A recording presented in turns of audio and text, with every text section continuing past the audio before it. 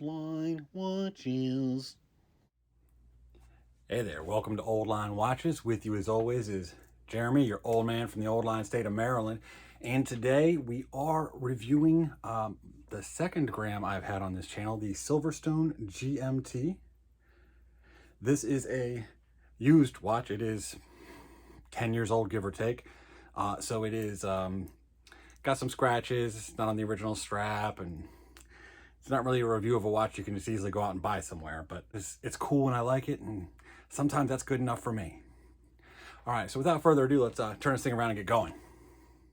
Stats and specs. So what we are looking at here is the Graham Silverstone GMT reference AN-2TZAS. We have a case diameter of 42 millimeter, lug to lug of 50 millimeter, 20 millimeter lug width, just a smidge under 10 mil thick. And on this particular aftermarket strap, it weighs in at 89 grams.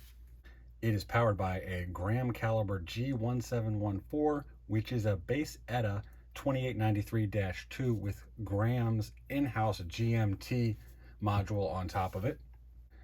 Case is 316L stainless steel. A rounded mid case that really accentuates the slimness of this watch, making it appear to be even thinner than it already is. Well curved lugs for a good fit regardless of wrist size. And it's difficult to see, but the lugs have very, very small chamfered edges to them, which is really well done. Fine detail. Protected by a flat sapphire crystal. A screw down crown. Nice and grippy. Unmarked though. A screwed on case back providing 50 meters of water resistance. Basic spec sheet around the outside of it with a exhibition case back with sapphire crystal. It really shows off this incredibly well decorated movement. It's very pretty. It originally came with a black leather strap with red accent stitching. This is a silicone one. I like this quite a bit, regardless of it being an aftermarket, because it definitely suits the racetrack vibe. Still has the original Graham buckle. Nice and big, wide tang. On to the star of the show, so to speak, the dial. It's a carbon fiber, which plays nicely with the light.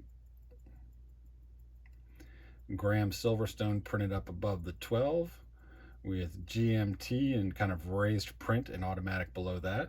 Applied Arabics all around with enlarged ones at the 12 and the 6.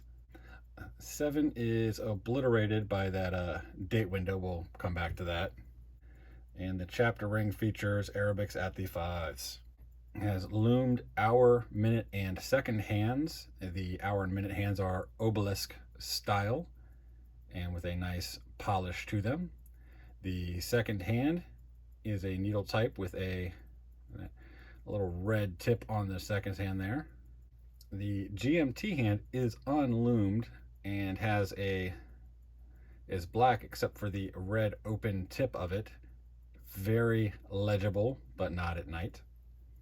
It has a slim 24-hour GMT bezel. It does not rotate, it is fixed. You're only tracking 2 time zones at a time, not 3. For a 10-year-old movement, it's still running pretty well. Strong amplitude. Beat error shows it probably could use a servicing, as well as the running fast 16 seconds a day on average there. Acceptable for an NH35, but not with high-end Swiss. So yeah, it's showing its age a little bit. And here we are with our 15-minute Loom test. As you can see, despite being a decade old, the Loom is holding up very well and lasts for a very long time.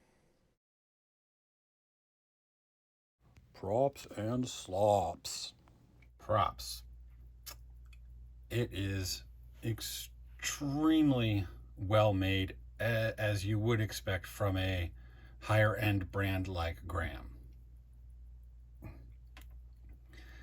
The watch itself has a very strong and unique design identity that fits Graham's styling, like the big numbers and things like that. It's uniquely Graham, and you can tell just even without the name on there. It is ridiculously legible under any angle, lighting condition, what have you. It's very easy to read at a glance. It has the butteriest, smooth wind I have ever felt on a watch in my life. I didn't think it was winding at first until I put it up to my ear.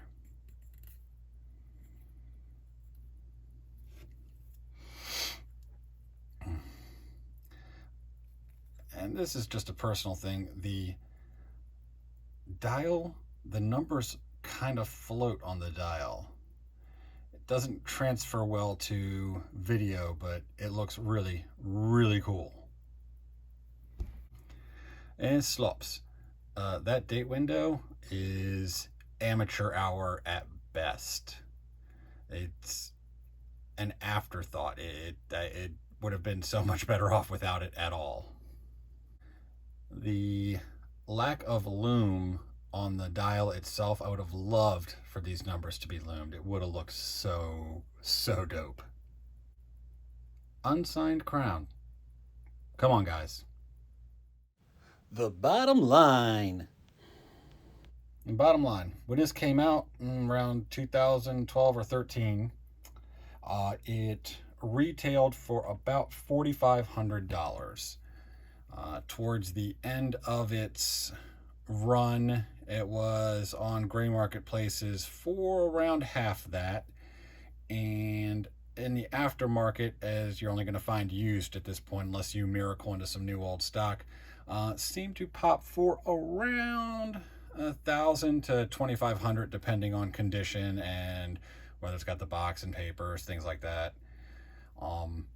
If you can find one at a good price, absolutely, yeah. It's a solid addition to any collection, and I'm a big fan of it. So that's the Graham Silverstone GMT. Fantastic piece, and I'm glad to have it in my collection. If you've liked this video and would like to see more like it, you should subscribe to the channel. There's a button somewhere. So take care of yourselves, take care of each other. Until next time, this has been your old man from the Old Line State, signing off.